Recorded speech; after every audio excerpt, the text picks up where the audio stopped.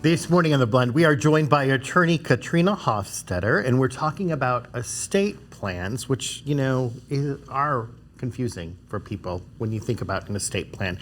So how can people understand the difference between an estate plan and a will and a trust? It's definitely confusing. It can also be very overwhelming for people. Yeah. Many people will say, I don't think I have enough assets to justify having a trust. Right. And I've also heard people say, well, I have a will. I don't have to worry about probate, so I'm good. And both of those statements are just incorrect.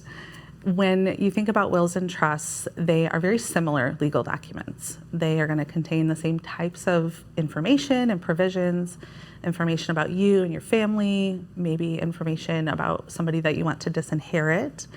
And then they both appoint people to take over and be in charge.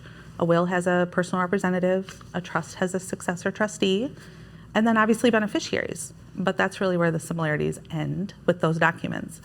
A will doesn't have power outside of probate. It has to go through that probate administration process, whereas a trust has power all on its own, and that's how you can avoid going through probate court. So how do people decide which is best, or is it really, do you need them all? You actually do need both, but that's a longer conversation. But I really like to talk to clients about their concerns and their goals. If one of those goals is, I want to avoid probate at all costs, you probably want to strongly consider a trust. Yeah.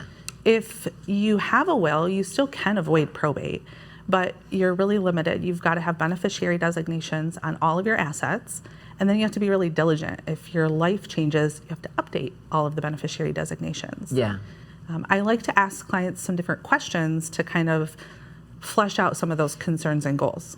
Do you have minor children? Do you maybe have special needs beneficiaries, or maybe somebody that you want to disinherit? Do you have a cottage up north? Do you have a rental property, some other type of a business? And then do you want to leave anything to charity? So if you answer yes to any of those questions, often a trust is going to be the better option. And once you decide what you want to do, why can't you just do it yourself, or should you do it yourself?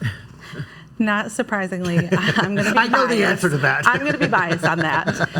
I never recommend, the DIY will or trust. Yeah. Right. Unfortunately, there are a lot of options out there. You've got websites and different resources for the low cost or free options available, but those can often result in additional hearings and fees. Yeah. Cornerstone Legal, we've got your information on the screen if people would like more information. Thank you. Thank you. Don't DIY.